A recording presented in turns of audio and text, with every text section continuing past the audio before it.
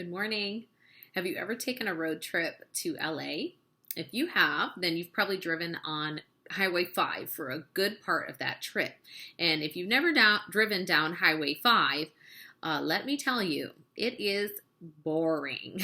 For about 3 to 4 hours, there is just nothing to see. Well, except for hills and more hills. Very monotonous, very boring, the same scenery for what seems like forever when you are traveling. Have you ever felt like your life is like Highway 5, monotonous, the same thing over and over? For me, get up, get ready, teach school, come home, cook dinner, clean up, do laundry, make lunches for the next day, sleep and repeat. And then, oh yay, the weekend has arrived. Oh yeah, that's kind of the same thing over and over again as well. Saturday, get up, pack a lunch, go soul winning, come home, finish Sunday school lesson, practice music for Sunday, make sure the church clothes are washed or ironed, study my lesson. Sunday, wake up, go to church, teach Sunday school, play for the music service, come home, make lunch, clean up, practice choir music, go to choir practice, evening service, practice special music, and then hit repeat the next weekend. I think the Lord must have known that there would be times in our life where we feel we are on autopilot, where the everyday life seems to be stuck on repeat, because he does tell us not to get tired of doing work for him in the Bible. When Pastor was preaching a couple weeks ago, he mentioned some people in First Chronicles who did some jobs for the temple. And when he mentioned that, I thought, what a great thought for a devotional. And so I jotted it really quickly down in my notes section of my Bible to look it up later. And that's what I did. And I want to share with you some people in the Bible who probably at some time in their life thought that their life, their job, their everyday was a little monotonous. These were some of the Levites. The Levites helped in the temple. I would say they would be something similar to like an assistant pastor that we would have today, I guess. Listen to these verses. And they lodged round about the house of God, because the charge was upon them, and the opening thereof every morning pertained to them. So that was those Levites' job, opening the temple. That's what they did. Let's keep reading.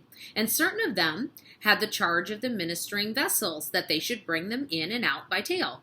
So these workers' job was just to bring out the things for the temple, like maybe the candlestick or other things. And then at night, they put them away. And the next day, they did that again. They brought out the vessels, and at night, they put them away over and over.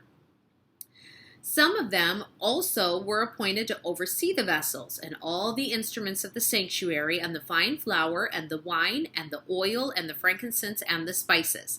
So these workers' job was just to check, say, the oil or the spices to make sure that there was always enough for the priest. All right, continuing on. And some of the sons of the priest made the ointment of the spices. So the sons of the priest, it was their job to make spice. That's all. That was their job. What did they do? Every day, they made spice. I'm going to quit reading there because it keeps going on, but I'm going to just tell you a few things. What it goes on to say in 1 Chronicles 9 is that some Levites had the job to make anything that was in the pans. One job of one of the men was just to make the showbread every Sabbath. Some Levites had the job of singing, and it says that they did that day and night. Now, I love to sing, and I practice with the singers in our church every Wednesday night and every Sunday night, and even occasionally on Friday or Saturday if I feel we are not prepared enough for Sunday. And it's a lot of work, and we're there late. Almost every night after church, we stay very late, and it gets tiring. And I just cannot imagine doing that every day and every night. I bet there were times when those Levites thought, does what I'm doing really matter? All I do is make the bread. All I do is mix spice. All I do is sing. Can't someone else do this? And maybe you've said that before. All I do is clean out the pews before the service. All I do is sing in the choir. Is that even important? Can't someone else do that? Maybe you don't think it's important that you sing in the choir. Maybe you don't even really have a particular job at church and you just come. Maybe you are just the one who always stays after an event and helps wash the dishes or clean up the kitchen or put away the tables and chairs or sweep or something. Well, let me remind you that what you do is important. Little or big, it matters. We need to never forget for whom we are doing it. That makes all the difference. Remembering that we are doing this for the Lord makes all the difference. Whatsoever ye do, do all to the glory of God. 1 Corinthians 10:31. Remembering that we are doing it for the Lord can turn a late night of piano practice and singing at the church into a time of praise to God. It can turn an early morning of baking for your Sunday school class into a time in which you can spend extra moments talking to the Lord and giving thanks for providing the things that you need to bake.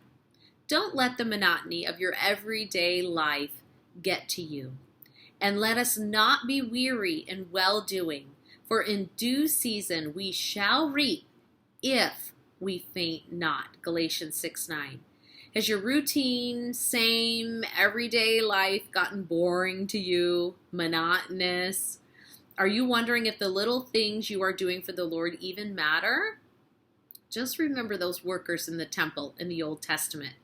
God was the one who set up those jobs for those men and had Moses instruct them what their job was. So if God thinks that baking showbread every day or every week or making spices for the temple or making sure the priests always have oil for the lamps, or setting out the candlestick every morning and putting it away, if God thought it was important enough to put in the Bible, and he did, he put it in the Bible, then don't you think he takes note of your service to him?